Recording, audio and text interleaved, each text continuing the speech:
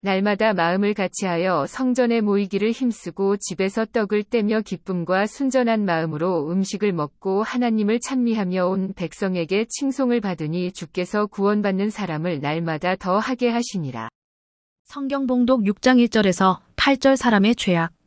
사람이 땅 위에 번성하기 시작할 때에 그들에게서 딸들이 나니 하나님의 아들들이 사람의 딸들의 아름다움을 보고 자기들이 좋아하는 모든 여자를 아내로 삼는지라.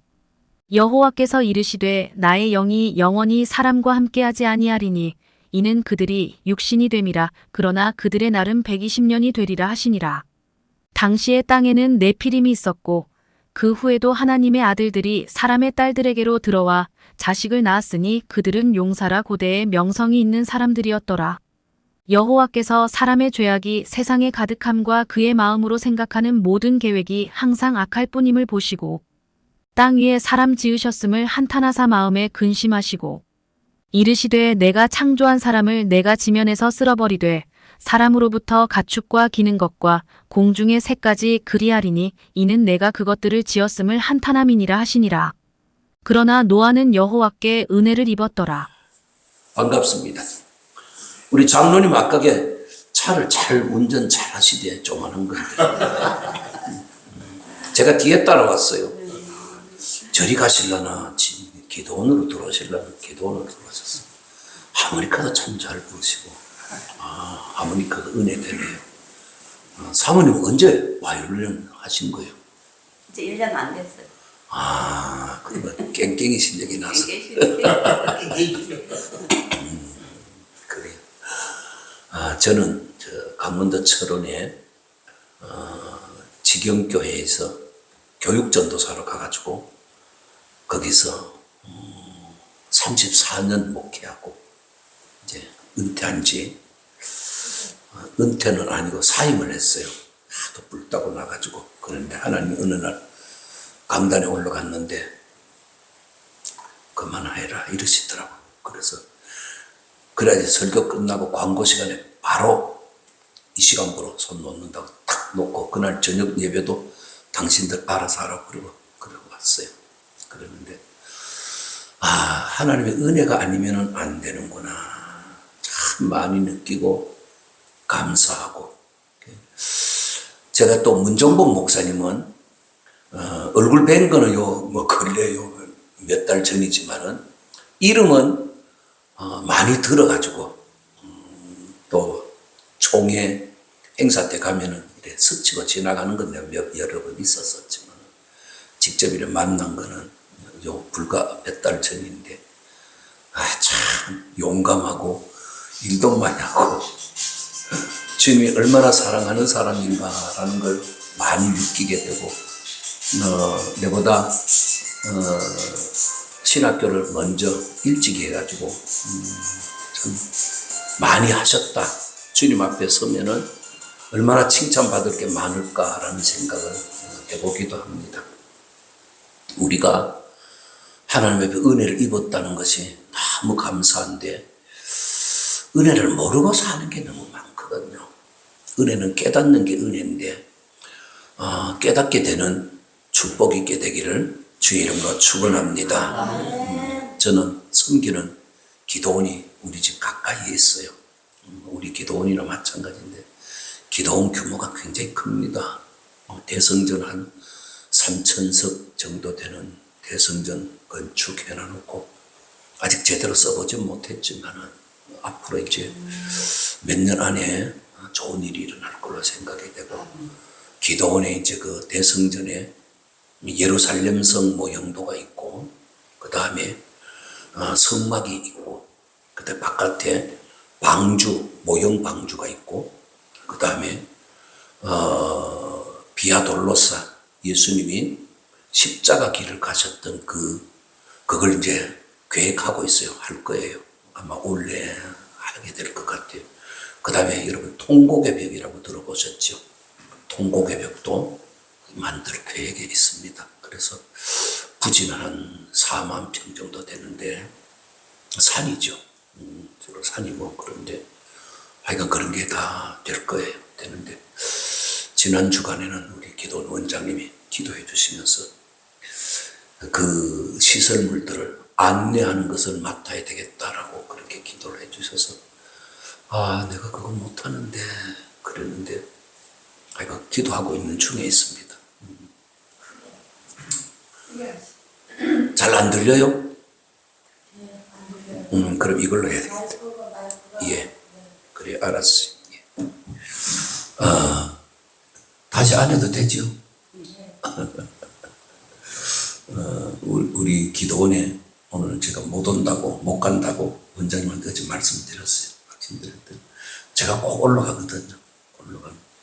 원장님이 기다려요. 저보다 5살 많으신데 여자분인데 굉장히 대단한 분입니다. 제가 처음 만날 때 그때는 한 7, 8년 됐네요. 그분을 만나. 무서웠어요. 눈에 굉장히 그 무서움이 있어요. 무서움이. 카리스마라 그러는데 카리스마보다도 더 무서운 게 있어요. 굉장히 사람 일에 속을 막 파고들다 보는 그 투시은사라 그랬죠. 그런 것도 있고요. 병 고치는 은사가 별 은사가 굉장히 기도도 많이 하신 분인데 삼각산 기도원회를 밤 12시에 10년을 다녔으니까 얼마나 큰 능력을 받았겠어요. 대단합니다. 그분은 참 축복도 많이 받고 은사도 대단하고 능력도 엄청난 분인데 그분 만나서 많은 것을 배우기도 하고 그러는데 그것도 다 은혜지요.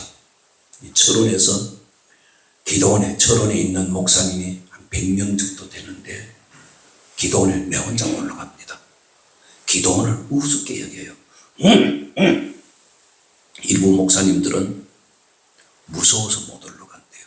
원장님이 딱 대할 때 카리스마가 넘치니까 무서워서 못 올라간대요.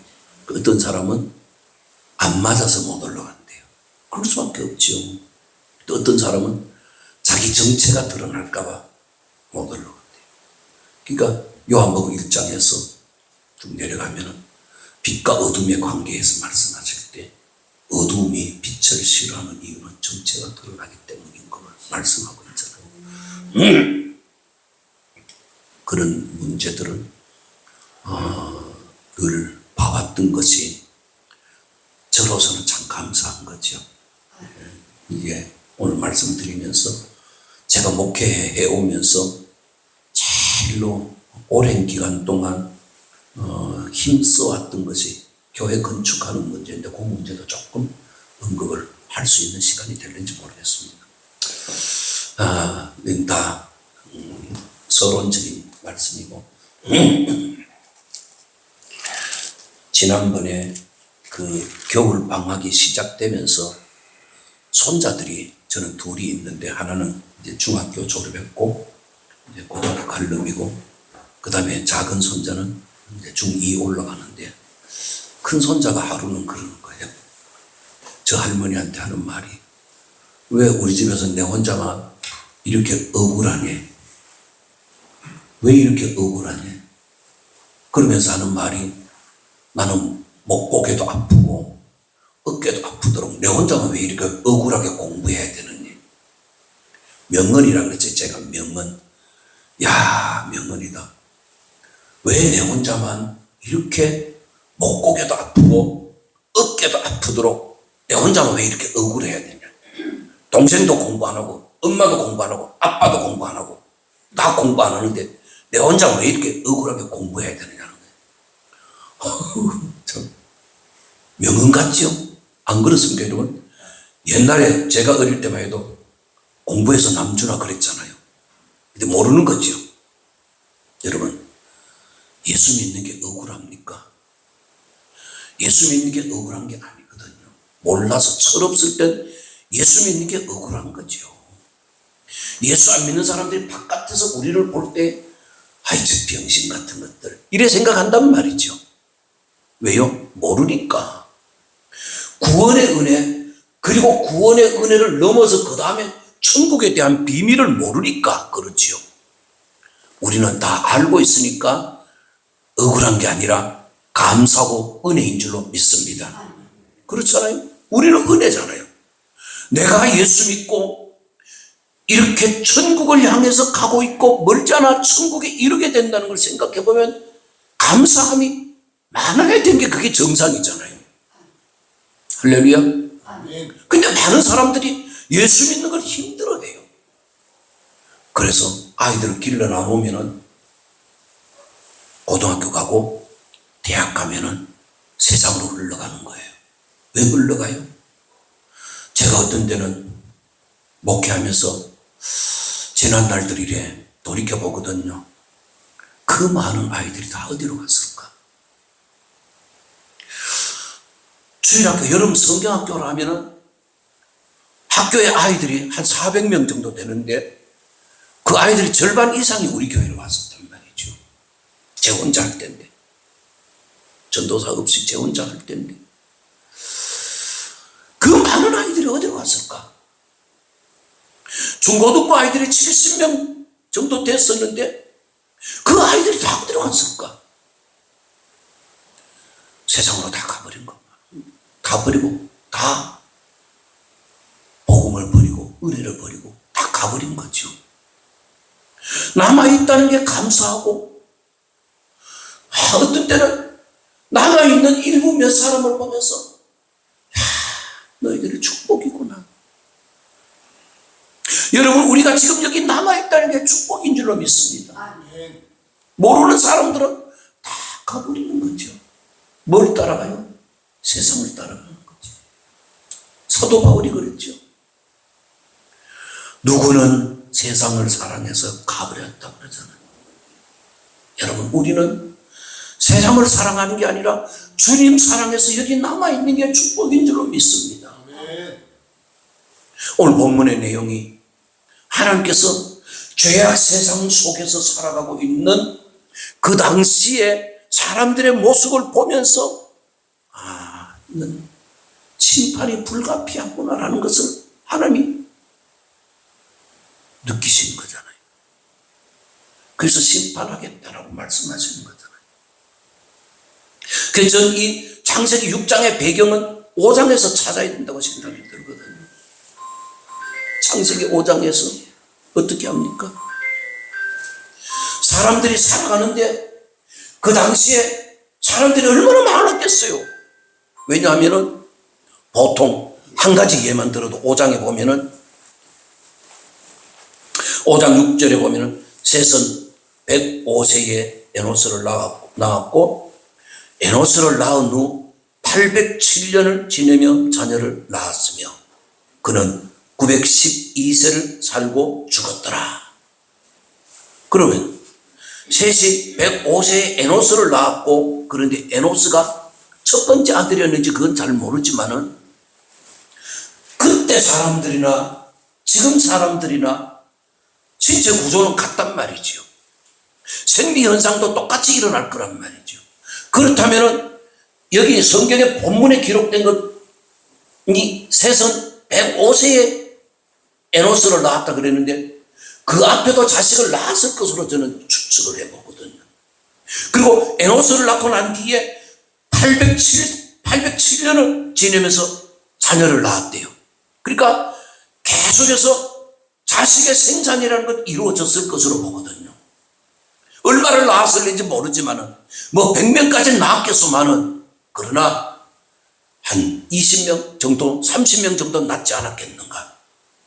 제가 어릴 때만 해도 저도 저희 엄마가 14살 낳았어요. 우리 엄마 혼자 낳은 게 14살.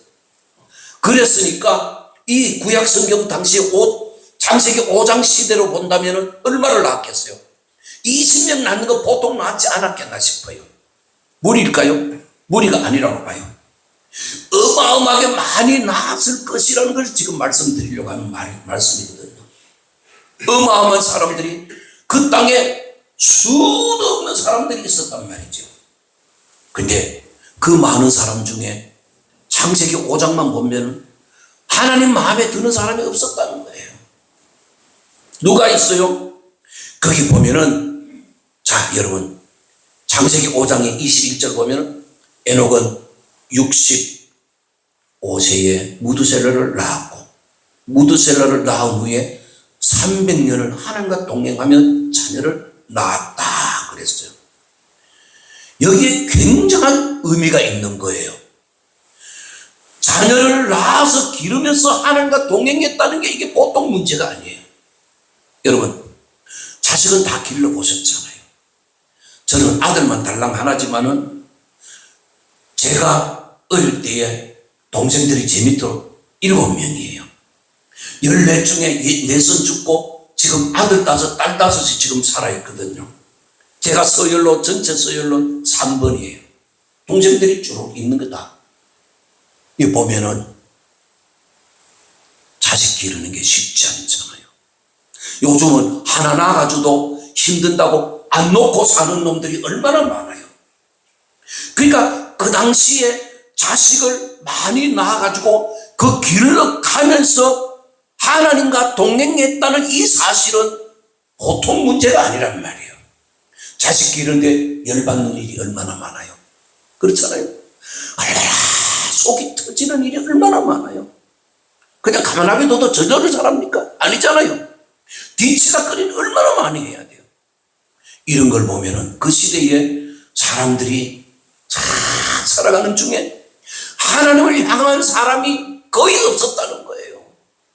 지금 여기 제가 말씀드린 21절에 에녹, 그 다음에 그 뒤에 내려가면은 32절에 노아가 나와요. 노아는 500세 된 후에 셈과 함과 야벳을 낳았다 그랬어요. 그 30절부터 29절부터 노아가 등장하게 되는데 따져보면은 어마어마하게 많은 사람들 중에 하나님 마음에 들었던 사람은 2사람밖에 뿐이란 말이에요. 여러분, 저는 여기에 우리의 초점을 한번 맞춰보고 싶어요. 여러분, 지금 이 지구상에 얼마나 많은 사람들이 살고 있어요. 저는 그전에는 기독교 인구가 최고로 많을 걸로 생각했는데 아니더라고요. 이슬람이요 지금 엄청 능가해버렸어요. 이슬람 인구가 어마어마하게 많이, 걔들은 그냥 뭐 마누라 하나가 아니라 마누라 넷, 기본이 넷이잖아요. 그리고 막 낳는 데까지 놓는 거예요. 그냥 막 낳는 거예요. 막 쏟아내 놓는 거예요. 근데 우리는 뭐예요? 우리는 교회 안에서도 계속 줄잖아요. 계속 줄잖아요. 이게 보통 문제가 아니잖아요. 이게 얼마 안 있으면은 계속 막 나대는 거 하고 우리는 생각해보고 놀 거예요. 이런 거하고는 차이가 너무 많이 나잖아요. 나중에 가면 다 점령하는 게 이스라엘이 점령하고 말 거란 말이에요. 꼬라지 이리 돌아가잖아요. 자, 여러분, 이런 속에 수많은 사람들 중에 내가 구원의 백성으로 이 자리에 있다는 것이 얼마나 큰 은혜냐 이 말이에요. 아멘. 할렐루야. 아멘. 저는 이런 걸 생각해보면 너무 감사한 거예요. 너무 감사한 거예요. 저보다 더 똑똑하고 잘나고 많이 배우고 훌륭하고 돈 많고 건강하고 이품도 좋고 인물도 좋고 건장하고 그런 사람이 숱하게 많은 중에도 하나님께서 나를 불러서 하나님의 자녀 삼아주셨다는 것이 얼마나 감사한지 모른다 그 말이에요. 할렐루야. 세상에 아무리 돈이 많고 아무리 잘나고 아무리 뭐 명성이 뛰어나고 해도 죽으면은 그 사람들은 어떻게 돼요? 지옥 가고 말잖아요. 여기 우리 기도원에는 천국 가는 약도를 해놔서 너무 감사해요. 모르는 사람들은 저런 걸 보면은 붓기가 자빠지네 이럴 거란 말이에요. 그럼 우리는 알잖아요. 우리는 내가 그 길을 알게 하신 하나님께 나는 감사가 은혜가 나는 주님께 영광 돌려드리는 삶을 산다 그 말이에요. 할렐루야. 감사한 거죠. 정말 감사한 거죠. 목회하는 게 쉬워요? 어려워요? 어려워요. 어떤 때는요 아주 쉬운 것 같아요. 근데 목회는 알 수가 없어요. 아리송한 거예요. 아리송한 거예요. 내가 한 것 같은데 내가 안 하는 거예요. 뭐 주님이 하시는 거예요. 그런데 또 때로 또 현장에 서면 또 내가 하는 거예요. 그냥 헷갈리고 왔다 갔다 하는 거예요. 34년을 한 교회에서 해봤는데도 목회는 내가 하는 거냐? 그래 내가 하는 거지. 그러다가 돌아서면 어디 내가 하는 거야? 주님이 하시는 거지. 그러면서 어떤 때는 참 억울하다 억울하다 그럴 때도 있어요. 근데 진짜 억울한 건 누구야? 죄도 없으면서 남의 죄를 지고 처절하게 골고다를 향해서 가면서 그렇게 채찍맞고 그렇게 온갖 저주를 당하고 그렇게 쓰러지고 자빠지고 그러면서도 골고다 언덕에 오르셔서 십자가에 못 박혀 죽으시는 그 예수 그리스도 그분이 억울하지 내가 억울한 건 하나도 없다는 말이에요. 나는 그분의 은혜를 입었을 뿐이지.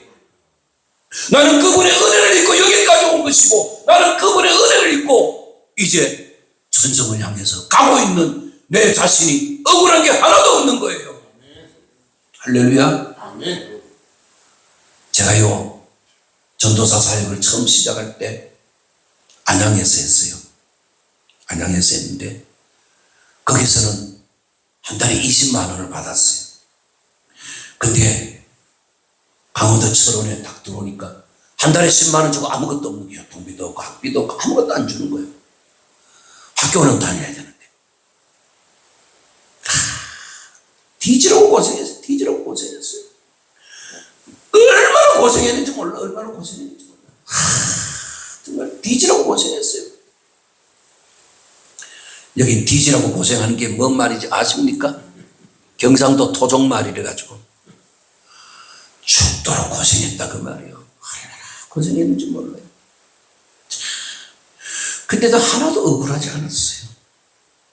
하나도 억울하지 않았어요. 성도들 한 60명 정도 되는데 누가 하나 서울 가는 교통비 줘본 사람 없어요. 달라고 해본 적도 없어요. 정신값 누가 한 사람 주는 사람도 없었고 달라 해본 적도 없어요. 심지어 다른 우리 반에 있는 그 학생들 중에 신학생들 중에 내가 누구한테 얘기하면은 도움을 줄 건데 해줄까? 물어보는 게 안 한다 그랬어요. 도움 안 받았어요. 한 번도 도움 안 받았어요. 남에게 도움 받아본 적이 없어요. 내가 믿음이 좋아서 그런 게 아니라 어떻게 그땐 그랬어요. 돌이켜 생각해 보니까 그게 또 은혜더라고. 할렐루야. 은혜라 은혜. 참 은혜를 많이 입었습니다. 주님 앞에 은혜를 얼마나 많이 입었는지 몰라요. 앞으로도 은혜를 많이 입을 것이고 주님께서 나에게 베풀어 주신 은혜, 주님이 내게 베풀어 주신 이 은혜를 무엇으로 보답할고 시편 기자의 고백처럼 나는 주님 앞에 받은 은혜가 너무 크고 감사해서 감격하며 살아가야 된다는 것을 생각할 때 내가 기도할 때 이런 기도를 합니다. 하나님, 내가 언제 가도 주님 앞에 가야 되는데 가는 날까지 주의 말씀 전하다가 그 밤에 평안히 천국 가게 하옵소서. 제 기도뿐 아니라 여러분들의 기도도 그렇게 되기를 소원합니다. 여러분 그게 제일 좋은 거 아니에요? 아유 그분 갑자기 죽었대. 그게 좋은 거예요. 그게 예고하고 한 3년 동안 아주 그냥 뒤지라고 앓다가 그래 가면은 모두 고생하잖아요. 어느 날 갑자기 그냥 가야 돼요. 어느 날 갑자기. 어제 저녁에도 상가에 가서 예배를 드리면서 설교하고 왔어요. 말씀을 전하고 왔는데 갑자기 가서 내하고 동갑인데 아주 나쁜 짓 더럽게 많이 하고 그렇게 갔어요. 돈도 많고 아주 마지막 그러니까 죽기 한 1년 정도 남겨놔놓고 아유 그 나이에 마누라 버리고 또 새로 또 여자를 하나 얻었어. 그래 그거하고 알콩달콩 잘 사는 것 같더니만 갑자기 죽어버린 거야. 세상 알 수 없는 거야. 알 수 없는 거야. 내가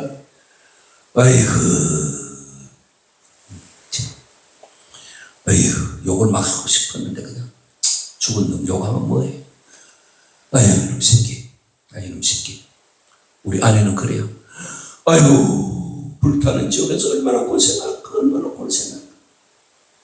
참 너무 안타까운 거예요. 은혜를 입지 못한 사람의 모습이에요. 돈이 많으면 뭐예요. 그래서 어제 저녁에 제가 그랬어요. 이제 오늘 이제 장례 나갔을 거니까 제가 어젯밤에 시간으로 말할 때 그랬어요. 오늘 낮에 입감했죠. 관속에 뭘 넣었을까요? 넣은 거 없대. 그렇죠. 재산 그래 많아도 넣은 거 아무것도 없어요. 제가요, 염수습을요, 한 50건을 했어요. 목회하면서. 50건 정도. 시체 만져가지고 다 수의 입혀서 관속에 넣고, 관뚜껑 닫고, 관바 메고 하는 게 한 50건 했어요. 근데 어떤 사람들은요, 거기다 계속 돈을 넣어야 된다는 거예요. 그게 노잣돈이에요. 아니, 이 세상에서도 노잣돈이 20원, 50원, 100원, 이래가지고 노잣돈 되는 게 어디 있어요? 어떤 놈은 2만원 넣지 마요, 넣지 마요, 그거 넣지 마요. 계속 넣는데, 넣으라 했어요. 그때 뭘 느끼냐면, 그렇지. 그때 그 전에 롯데회장 신격호 씨 부친의 그 묘를 파서 목을 잘라가지고 갔더니, 그러구나.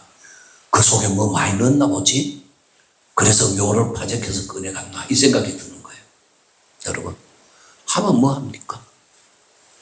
그 관 속에 아무것도 가져가지 못하는 거. 이 땅에서 더럽게 죄만 짓다가 간 거예요. 바로 노아 시대가 사람들이 다 그러했다는 거거든요. 그래서 6장 1절에서 사람이 땅 위에 번성하기 시작할 때에 그들에게서 딸들이 나니 하나님의 아들들이 사람의 딸들의 아름다움을 보고 자기들이 좋아하는 모든 여자를 아내로 삼는지라. 믿음이 없으면 이 꼴하지 안 되겠습니까? 대한민국 여자들이 제일 이쁘답니다. 온 세계에서. 그전에는 인도 여자가 제일 이쁘다 그러고 어떤 때는 러시아 여자가 제일 이쁘다 그러는데 지금은 한국 여자들이 제일 이쁘답니다. 보는 것마다, 눈에 보이는 것마다 다 이쁘면 다 지 걸로 만드는 거죠. 그 시대가 그랬단 말이죠. 지금 세상도 얼마나 타락하고 얼마나 죄악이 이 창세기 여기서 관영했다고 그 전에 성경에서 그랬잖아요. 철철 넘치는 죄악을 관영이라 그랬잖아요. 지금 이런 시대 속에 우리가 그 죄악에 머물러 사는 게 아니라 하나님의 은총을 입어서 하나님의 은혜를 붙잡고 하나님의 은혜를 입으며 하나님의 은혜의 나라 천성을 향해서 가고 있다는 것이 얼마나 큰 은혜냐 이 말이에요. 우리는 은혜 입은 하나님의 백성인 줄로 믿습니다.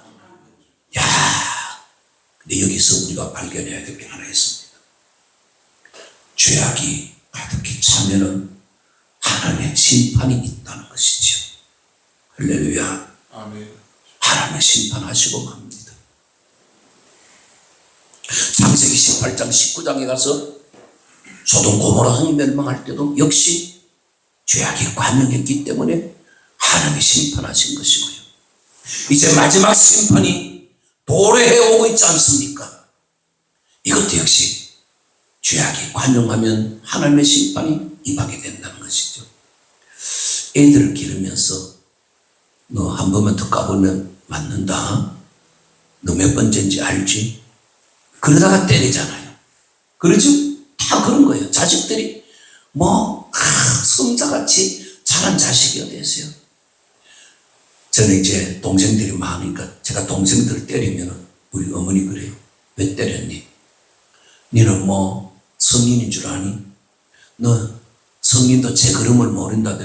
너는 네 걸음이나 제대로 알고 네 동생들 때리니 이래요. 그래요. 내 꼬라지 모르고 그냥 잘난 척 하는 거죠. 여러분, 세상이 지금 이렇게 가고 있는 중에 하나님은 우리를 심판하실 날이 지금 코앞에 다가오고 있는데, 다가와 있죠. 사실은 다가와 있는데 이걸 사람들이 모르고 살잖아요. 하나님이 심판하시겠다고 하는 그 절박한 하나님의 심정이 오늘 여기 기록되어 있잖아요. 요한계시록까지 안 가도 여기도 기록되어 있잖아요. 하나님 심판하신다는 거지. 창세기 5장에서 그 많은 사람들 중에 하나님 마음에 드는 사람이 몇 명이냐?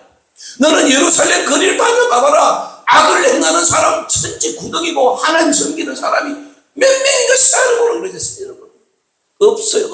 없잖아요. 오죽하면 선지자 예레미야 선지자는 눈물 흘리며 호소하고 돌아다녔겠냐 그 말이죠. 우리의 삶 속에서 하나님이 우리에게 심판의 날이 다가오고 있다는 사실을 알려주고 계시고 우리에게 대비하라고 말씀하시는 게 얼마나 감사한 일이에요. 아무에게나 해도 알아듣는 게 아니잖아요.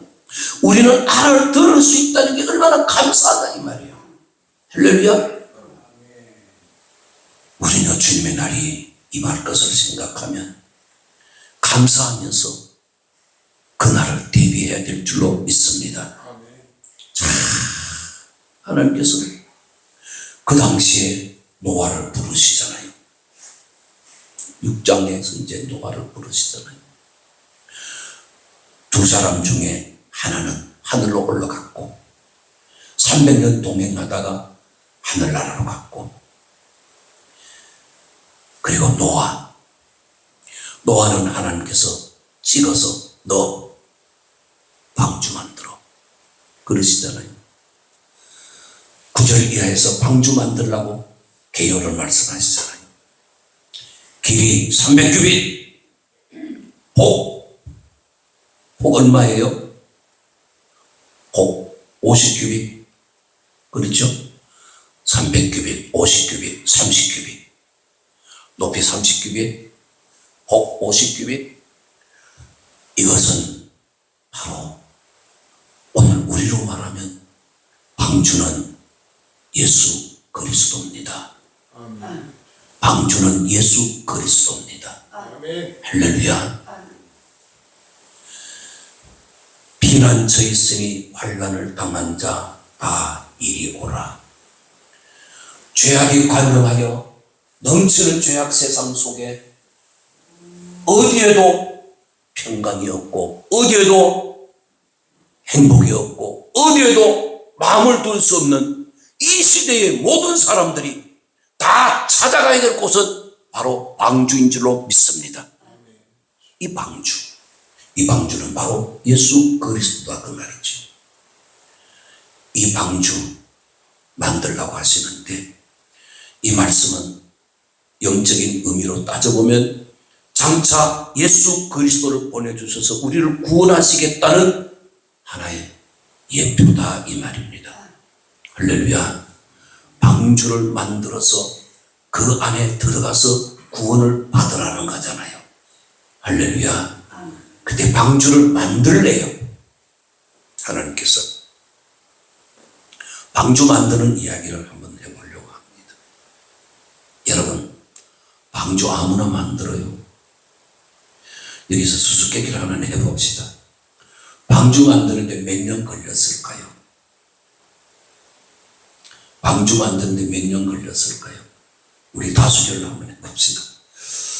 100년 걸렸다고 생각되는 분 한번 손 들어 보십시오. 100년. 그냥 고개만 끄덕해 보십시오. 100년. 150년. 그러면 80년. 그럼 한 5년. 어떤 분이 그러더래요. 방주 만드는데 100년 걸렸다고 설교를 했더니만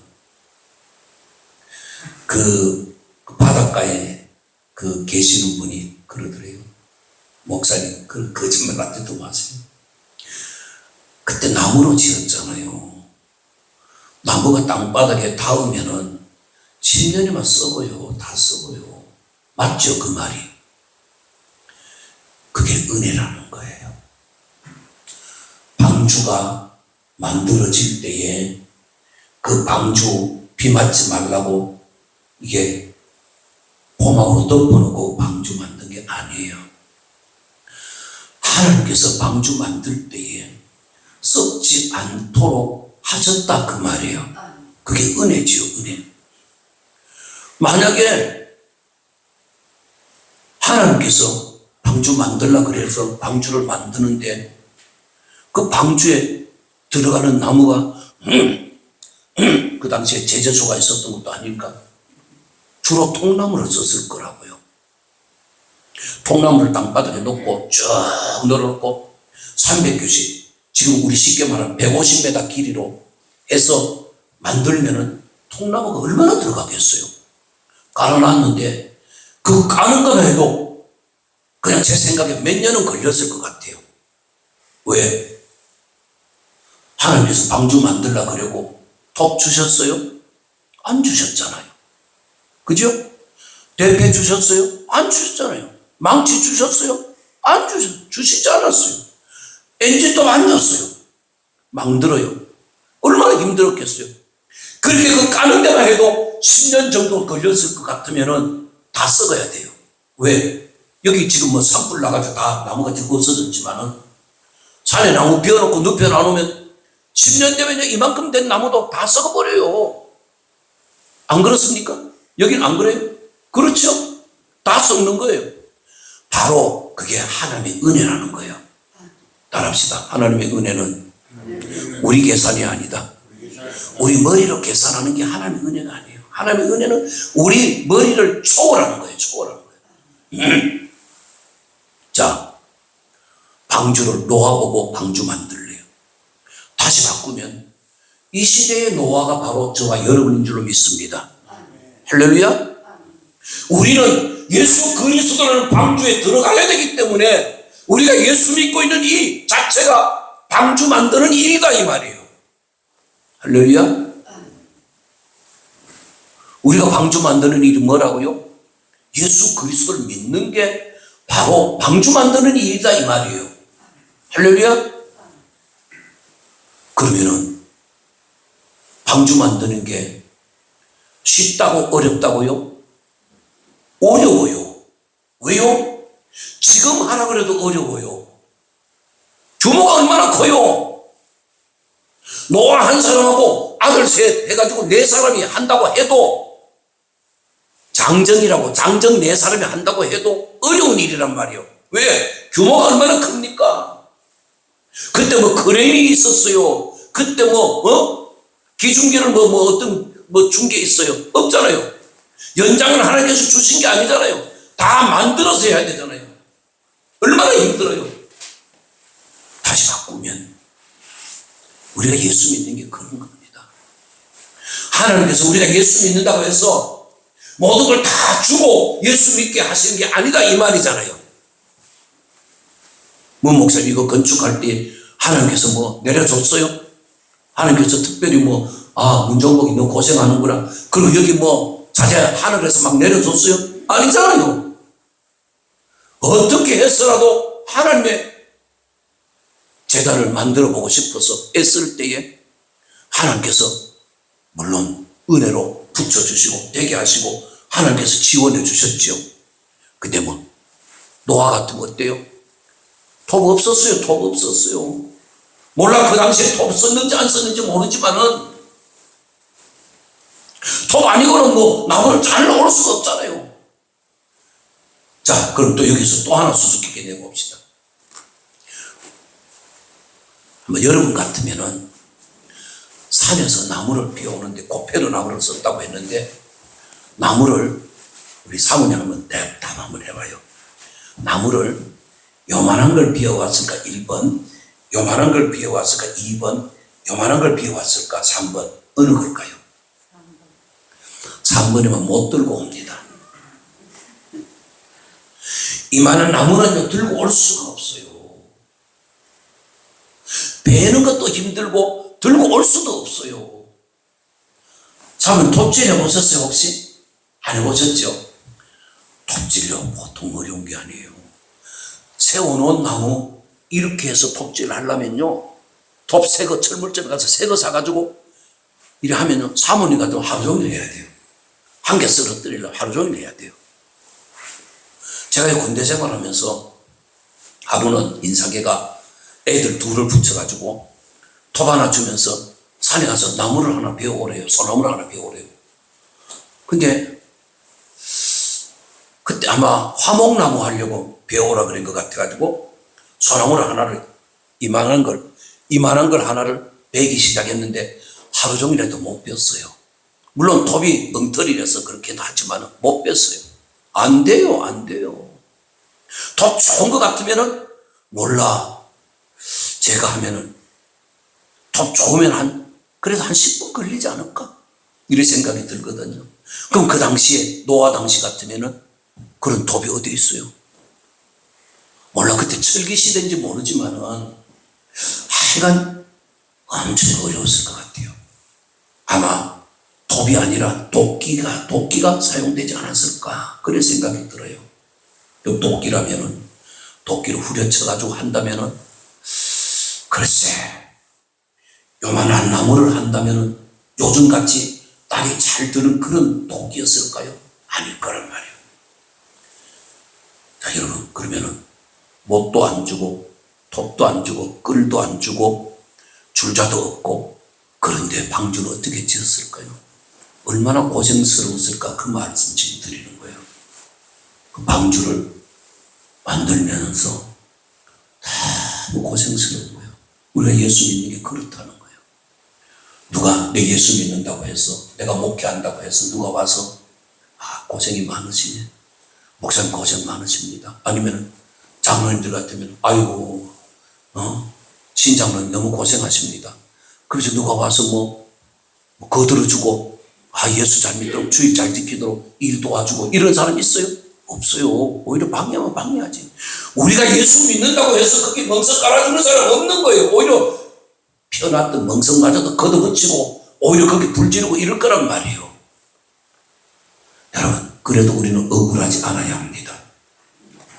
할렐루야. 내가 예수 믿는 것, 내 구원을 위해서 내가 예수 믿는 것, 내 구원을 위해서 믿는 거지 누구를 위해서 믿어주는 게 아니란 말이죠. 예수를 위해서 믿어주는 게 아니란 말이죠. 내가 오늘 교회 한번 딱 가주는데 내가 네가 하도 사정하니까 내가 가주는 거야. 이러는 사람 있잖아요. 아이고 네 일을 위해서 와야지. 네 일을 위해서. 따라합시다. 방주 만드는 것. 따라합시다. 방주 만드는 것. 나를 위함이지. 여러분 나를 위함이지.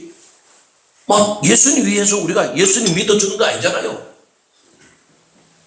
근데 많은 사람들은 오해를 하거든요. 내가 네 때문에 믿어주지. 믿어주는 게 아니라 너를 위해서 믿어야 된다 그 말이죠. 너를 위해서 믿음 생활하는 거지. 너를 위해서 예수 믿는 거지. 네 자신을 위해서 예수 믿는 거지. 네 자신의 구원을 위해서 예수 믿는 거지. 근데 세상 사람들이 그렇게 생각하지 않죠.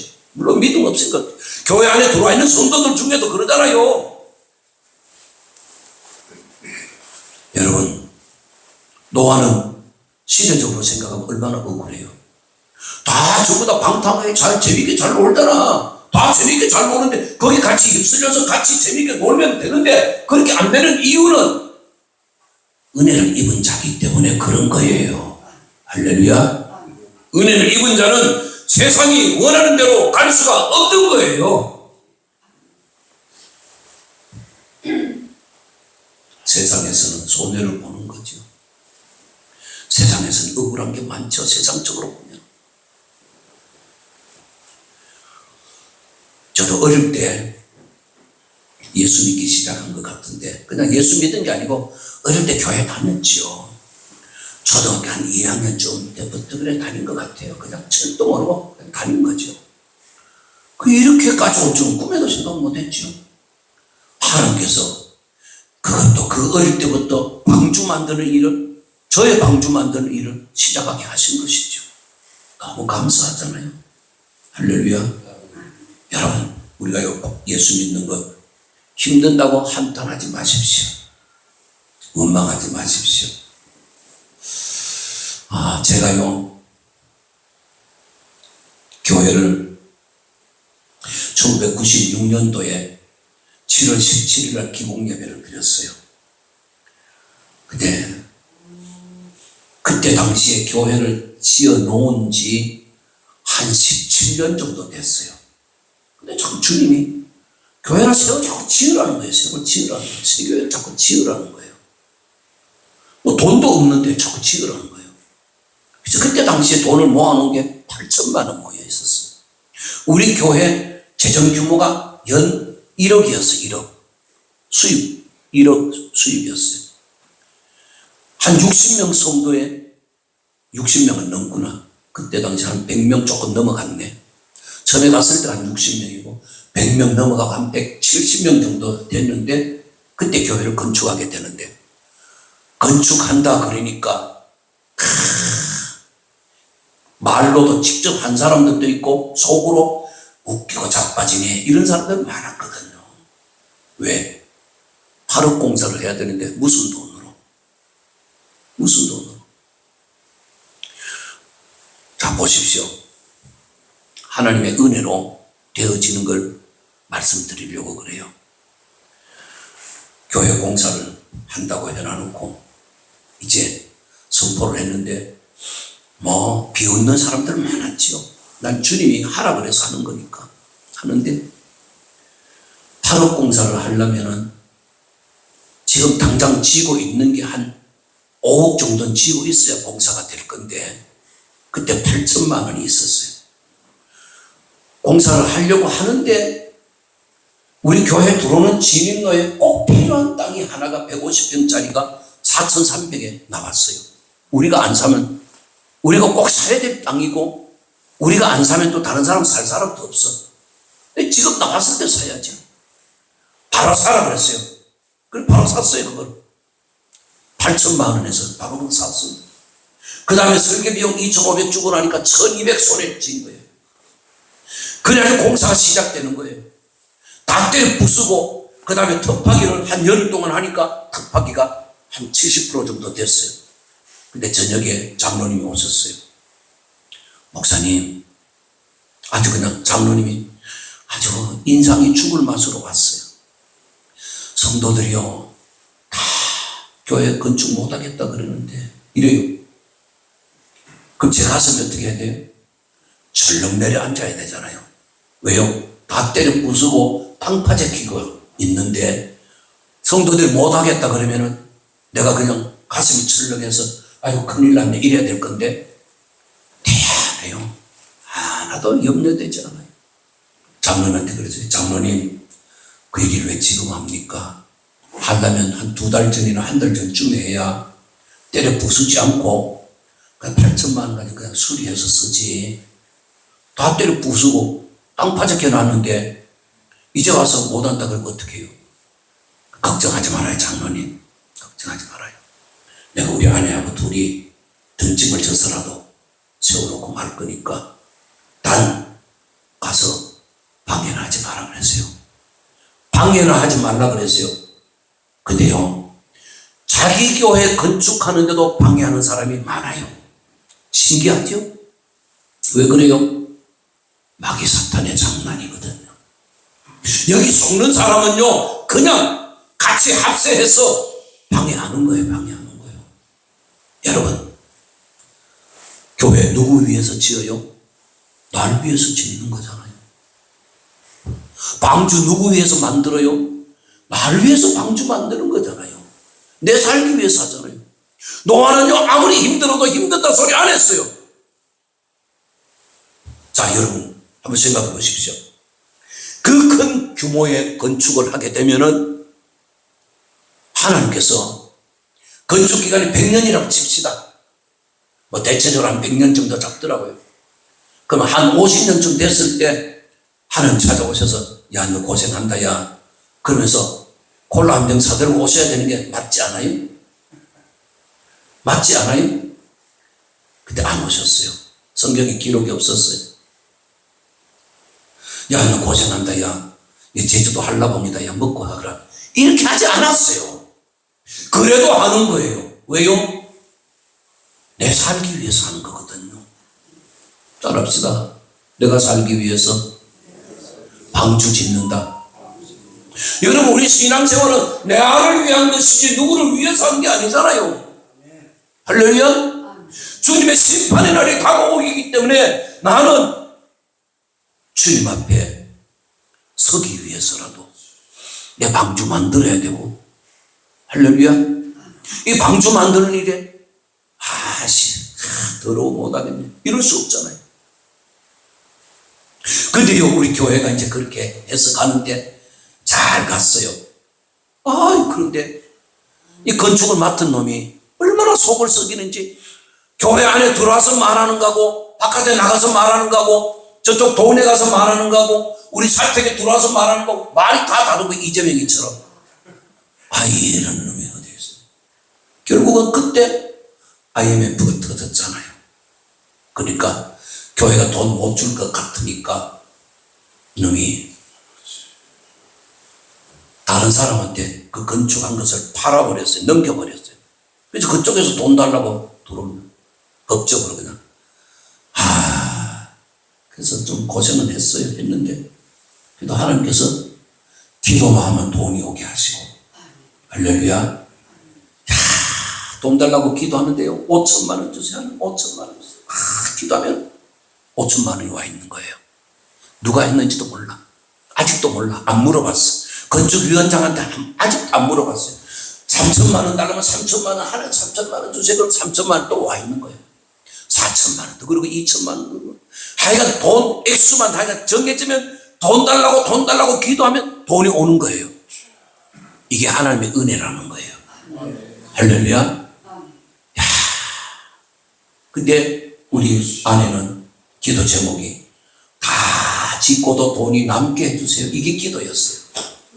다 짓고 났는데 봉헌 예배를 바로 드렸어요. 빚이 한 푼도 없이 마무리됐으니까 봉헌 예배를 바로 드렸어요. 입당 예배 거치는 거 없었어요. 바로 봉헌 예배 드리고 며칠 지났는데 서울에 나가 있던 여자 청년 애가 하나 오더니만 목사님 건축원금 가지고 왔습니다. 그래요. 100만 원 가지고 왔어요. 그 쓰고 100만 원 남은 거예요. 사실은. 할렐루야. 자, 여러분, 우리는 하나님 앞에 사는 하나님의 백성으로 하나님의 은혜를 입은 하나님의 백성들입니다. 할렐루야.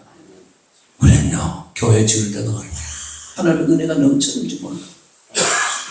교회 짓는 동안에 하나님께서 갖가지 은사를 주시고 능력을 주셔서 많은 역사들이 일어나게 하셨어요. 저는 그걸 보면서 느끼는 게 있어요. 교회 건축하는 것은 하나님이 기뻐하시는 일이로구나. 할렐루야. 이 임마누엘 기도원 건축할 때도 역사들이 많이 일어났을 걸로 난 믿어요. 말은 다 안 해도 참 주님께서요 건축하는 걸 기뻐하시거든요. 그래서 저는 지금 우리 기도원 건축할 때에도 힘을 다해서 헌금했고 우리 교회 건축할 때도 힘을 다해서 했고 이제 마지막 소원 한 가지 남았어요. 기념비 세우려고 우리 청합교회가 새로 건축을 해야 되는데 저 산 위에 있는데 밑으로 쭉 끌고 내려와서 이 밑에 와서 짓는 건데 그거 지금 기도하고 있는 중에 있어요. 하나님께서 좋은 역사를 이루게 될 줄로 믿어요. 왜 이 말씀 드려요? 어디라도 교회 짓는 데 있거든 헌금하십시오. 심어놓으면 하나님께서 다 주십니다. 할렐루야. 하나님 앞에 심어놓으면요 하나님께서 다 주세요. 다 주세요. 하나님께서요 다 살게 해주세요. 너무 감사해요. 제가 34년 목회를 하는 중에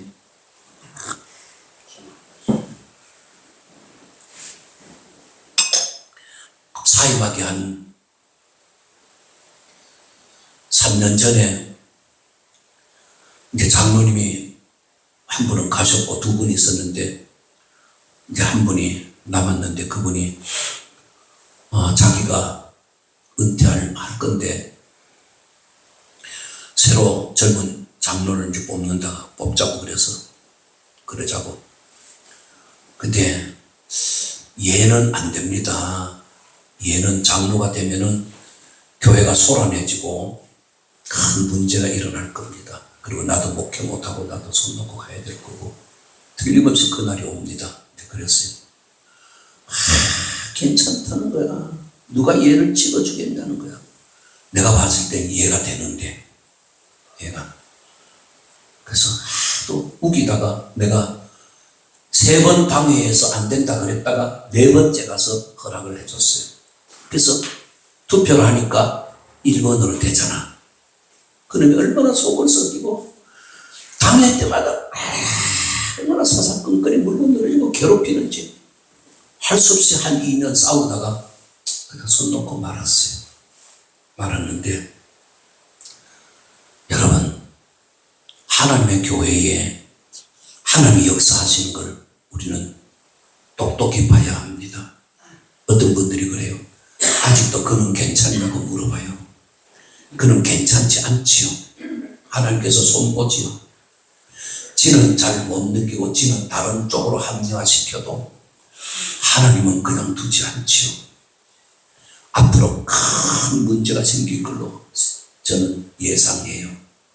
한 번은 그 녀석이 뭐라는가 하면은 지 아들이 결혼하는데 이제 2달 후에 결혼하는데 서울서 있는데 제가 결혼식 주례를 해야 된다는 거예요. 아니다. 목회자는 윤리가 있다. 목회 윤리가 있는데 걔들이 나가는 교회 목사님이 주례하는 게 정상이다. 그게 윤리다. 그랬더니 아버지가 장로인데 아버지 나가는 교회 목사님이 하셔야지 누가 하냐. 그래가지고 우기다가 할 수 없이 하도 그놈이 우기는 바람에 그럼 그래 하자. 그래 했는데 그래서 이제 그 결혼식 순서지를 이제 만들어야 되잖아요. 순서지를 만드는데 그래서 그러면 내가 한 주간 남겨놓고 순서지 원고를 내가 해주겠다 그랬더니만 그래라고 그래서 그래서 한 주간 남겨놓고 주일날 강단에 올라가기 전에 주니까 안 받는 거예요. 예배 끝나고 보자 그래요. 그래서 예배 끝나고 주니까 뭐라는가 하면은 목사님한테 주례 안 맡기기로 우리 이장로하고 결의를 했대요. 아니 지 아들 결혼인데 뭘 결혼식 주례를 한 목사 안 시키기로 결의를 해. 지가 결정하면 그만이지. 해달라고 그랬던 언제고 그는 안 시킨 건 나한테 물어보지도 않고 그냥 지 혼자 그냥 일방적으로 파기를 했는데 그때 주님의 음성이 딱 들리기를 자식은 안 준다 그러시더라고요. 한 꽤 오래됐는데 아직 자식 없어요. 난 안 줄 걸로 난 믿어요. 왜? 저한테 주신 하나님의 음성이 그건 진실하기 때문에요. 여러분 교회 안에 신앙생활하는 것이 바로 방주 만드는 일인데 이렇게 신실하지 못하면 하나님께서 불합격시킵니다. 할렐루야. 우리요 끝까지 신실한 마음으로 방주를 잘 만들고 가야 합니다. 방주는 자기 방주지 남의 방주가 아니에요. 노아가 살기 위해서는 힘들어도 해야 되고 어려워도 해야 되고 고생스러워도 해야 되고 그런 거예요. 그래서 제가 은퇴를 하는데 은퇴를 한 게 아니고 사임을 했어요. 사임을 했는데 사임하고 나갔기 때문에 뭐 은퇴식을 안 해줘도 된다 뭐 별별 소리 다 하고 막 그랬는데 하나님께서 저를 책임을 져주시는데요. 제가 하나님 앞에 여기 오는 것도 사실은 은혜를 입어서 오는 거예요. 하루하루를 사는 것도 은혜를 입어서 사는 거예요. 하나님께서 계속해서 공급해 주시는 그 은혜가 있어서 하루하루를 살고 여기까지 온 거예요. 할렐루야. 하나님 앞에 심어보십시오. 방주 만드는 일에 힘을 써보십시오. 하나님 책임져 주십니다. 이 은혜를 깨닫지 못하니까 못하는 거예요. 이 은혜를 믿지 못하니까 못 믿는 거예요. 이 은혜를 믿고 가보십시오. 하나님 책임져 주세요. 노아가 방주 만드는 일에 마지막에 가서 야 이거 실패했다. 야 너 이거 잘못 만들어서 이러지 않았어요. 방주문 딱 열려져 있을 때 모든 짐승들이 다 들어오면 딱 닫고 그리고 홍수가 쏟아질 때 방주가 물 위에 두둥실 뜨는 것. 이거 완성품이니까 두둥실 뜨는 거지. 불량 그랬으면 다 그냥 물에 다 빠져 죽었을 거 아니겠어요. 하나님께서는요. 하나님 당신이 하시는 일에 노아가 순종했으니까 노아의 가족은 구원받은 줄로 믿습니다. 우리가요. 하나님의 일에 신실하고 성실함으로 통하여 방주 만드는 일에 한치라도 소홀함이 없이 하나님의 일, 바로 나를 위한 방주 만드는 일, 나를 위한 예수 믿는 일, 여기에 불성실하지 않고 성실한 마음으로 감당함으로 통하여 하나님께서 은혜 베푸시는 그 축복을 넉넉히 입으며 살아가야 될 줄로 믿습니다. 세상은 마지막이 됐습니다. 얼마 더 갈까? 얼마 더 갈까? 때로는 작은 손자들을 보면서 너희들 시대에 끝날라나? 너희 다음 세대에 끝날라나? 지금 그런 생각이 들거든요. 여러분, 우리는 그러면 어때요? 우리의 남은 날들은 얼마 됩니까? 지금 내가 방주 만들고 있는 게 어느 정도까지 공정이 이루어졌습니까? 한 90%까지 왔습니까? 아니면 아직 70%입니까? 우리는 그건 알 수 없는 거죠. 가는 데까지 가는 겁니다.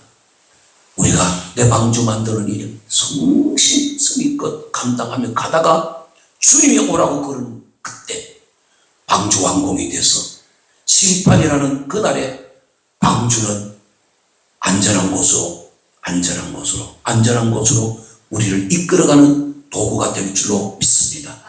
바로 주 예수 그리스도를 믿는 믿음 가지고 우리가 나아갈 때에 주님이 우리를 책임져 주시는 축복의 방주 되시는 예수 그리스도께서 우리를 붙잡으시고 도우시고 인도하시고 축복하실 것을 믿습니다.